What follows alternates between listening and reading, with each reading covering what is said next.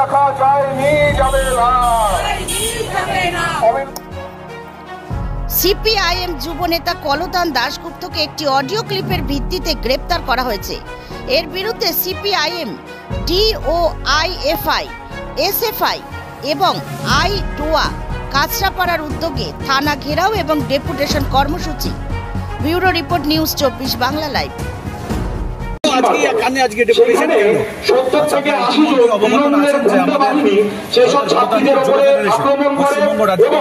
পুলিশের সামনে তাদেরকে বলা হয় যে বেশি কথা বললে পা চিরে রেপ করে দেবো। যেটা আজীবনে হয়েছে সেটা এখানে হবে। আমরা বেশি সময় দেব না।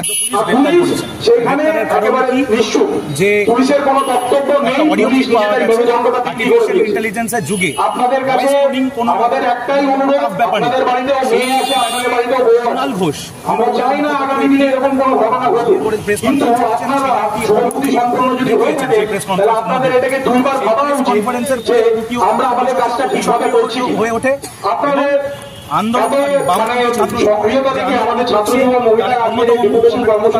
গ্রেপ্তার করা হয়। এই 14 তারিখ রাতে যারা ওপাট করেছিল রাষ্ট্রীয় ষড়যন্ত্রের মধ্যে দিয়ে তারা অতি সক্রিয় হয়ে যায় আন্দোলনকারীদের উপর দমন করে। আমরা বলতে চাই অডিও ক্লিপটা এসছে যাচাইভাবে করা হলো, তার যে ভয়েস রেকর্ডিং হয়নি সেটা কিভাবে ভেরিফাইড করা হলো এবং যার কাছে যে অডিও ক্লিপটা এসছে তার উৎস কোথা থেকে, তাকে কেন জেরা করা হলো না ডাইরেক্ট তুলে। আমরা আমাদের সংগঠন ভারতের ছাত্র ফেডারেশন, ভারতের গণতান্ত্রিক যুব ফেডারেশন, সারা ভারত গণতান্ত্রিক মহিলা সমিতি, কাছড়াপাড়া লোকাল কমিটির পক্ষ থেকে আজকে মিছিল করে এসে থানায় ডেপুটেশন দিই যে উৎপীড়ন চলতে পারে। আমরা মনে করি এটি একটি একটি ষড়যন্ত্র, পুলিশের মধ্যে দিয়ে সেটাকে সোচ্চারিত করা হয়েছে এবং সেটাকে নির্দিষ্ট করা হয়েছে। কি চাইছেন আপনারা, কি চাইছেন? আমরা বলছি নিঃশর্তে আমাদের অবিলম্বে কমরেডকে মুক্তি দিতে হবে এবং কুণাল ঘোষকেও জেরা করতে হবে সে এই অডিও ক্লিপটা কোথা থেকে পেয়েছে।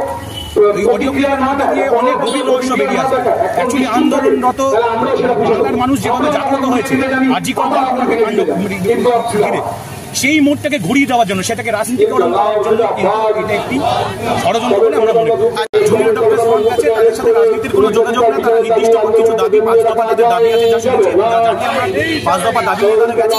গণতান্ত্রিক রাষ্ট্রে ছাত্ররা নিজেদের দাবি রাখবে, ছাত্ররা নিজেদের কথা বলবে, সেটাই তো কাম্য। তাদের যদি কোনোভাবে চা খাইয়ে বাড়ি পাঠিয়ে দেওয়া যায় সেটা তো কোনোভাবে রাষ্ট্রের কায়দা হতে পারে না। এই রাষ্ট্রে 2011 সাল পর থেকে বিভিন্নভাবে ছাত্রদের উপরে কণ্ঠরোধ করা হচ্ছে। এই কণ্ঠরোধের বিরুদ্ধে বাংলা জাগ্রত হচ্ছে এবং সারা পশ্চিমবঙ্গ জুড়ে তাদেরকে যে সংহতি জানাচ্ছে তাদের আন্দোলনের প্রতি, এটাই হচ্ছে বাংলার মাটি। বাংলার মাটি যে স্পর্ধার মাটি, বাংলার মাটি যে অপরাধের বিরুদ্ধে যে কণ্ঠস্বর বলিষ্ঠ করার মাটি, এখান থেকে প্রমাণ হচ্ছে। আপনাকে আরো বৃহত্তর আন্দোলনে নামবে যদি? অবশ্যই আমরা বলছি যে অবিলম্বে যদি কলতান দাশগুপ্তকে মুক্তি না দেওয়া হয় এবং বিভিন্ন রাজনৈতিক অরাজনৈতিক মিছিল যেগুলো হচ্ছে আমাদের শহর জুড়ে কিংবা পশ্চিমবঙ্গ জুড়ে, আমাদের জেলা জুড়ে, সেখানে যদি রাজনৈতিক কায়দার মধ্যে দিয়ে তাদের মধ্যে আক্রমণ নামিয়ে আনা হচ্ছে, পুলিশ সেখানে নীরব দর্শকের ভূমিকা পালন করছে, এই পরিস্থিতির যদি পরিবর্তন না হয়, পুলিশ যদি সক্রিয় না হয়, তাহলে কিন্তু এই আন্দোলনের ঢেউ বৃহত্তর রূপে এই পুলিশ স্টেশনে এসে কিন্তু তো উনি তো বলছে আমি পদত্যাগ দিতে রাজি আছি, কিন্তু এখনো তো সেই কাজটা তিনি করছেন। যে মানে বিদ্যুৎ যে চমকায় সেটা অনেক সময় বৃষ্টি হয় না, আজকে হয়তো বৃষ্টি হচ্ছে। উনি অনেকবার বলেছে পদত্যাগ করতে রাজি আছি, অনেকেই বলেছে, অনেকবার বলেছে যে আমি ছাত্রদের পক্ষে আছি, কিন্তু ওনার যে কাজকর্ম সেটা দেখে তো মনে হচ্ছে না কোনোভাবে ছাত্রদের পক্ষে আছে। আজকে 1 মাস হয়ে গেল একটি নির্যাতিত পরিবার তার মৃত্যু হয়ে গেছে, তারপরে তাকে নাকি তো বাড়ি থেকে 10 লাখ টাকা করা হয়েছিল, অফার করা হয়েছিল, তার বাবা মা সেটা বলেছে। পরে তিনি বলছে যে আমি দিন, তাহলে কিভাবে মনে হবে কিন্তু যে সে নির্যাতিতদের পক্ষে আছে কিংবা ছাত্র রাজনীতির পক্ষে আছে, ছাত্র আন্দোলনের পক্ষে আছে, এটা তো কোনোভাবে মনে হচ্ছে না। এবং আমরা যে বলছি যে গণতন্ত্রের যে কন্ট্রোল করা হচ্ছে, এটা কিন্তু ভারতবর্ষে কিংবা পশ্চিমবঙ্গের সার্বিক পরিস্থিতির কারণে খুব একটা শুভ লক্ষণ না। আপনার নাম? অনেকের কালীঘাটের কাকুর গলার স্বর পরীক্ষা করতে এতদিন লেগে গেল, আর কলতানদার গলা পরীক্ষা করতে একদিনের মধ্যে সেটা প্রমাণ হয়ে গেল। সেটা কি করে? অবশ্যই তাদের তিলোত্তমার মুহূর্তে অন্যদিকে ঘুরে যায়, সেই জন্যই কলতানদাকে অ্যারেস্ট করা। অতি সক্রিয় হয়ে গেছে পুলিশ এই মুহূর্তে, পুলিশ অতি সক্রিয় হয়ে গেছে।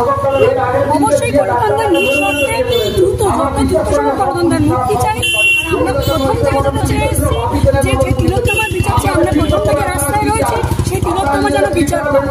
যেমন রাস্তায় নেমেছি তেমনি রাস্তায় থাকবো, উনি কতদিন মানবেন না সেটাও আমরা দেখবো, ততদিন আমরা রাস্তায় থাকবো, যদি কলকাতার পক্ষে জুনিয়র ডাক্তাররা রাস্তায় থাকতে পারে তাহলে কেন আমরা পারবো?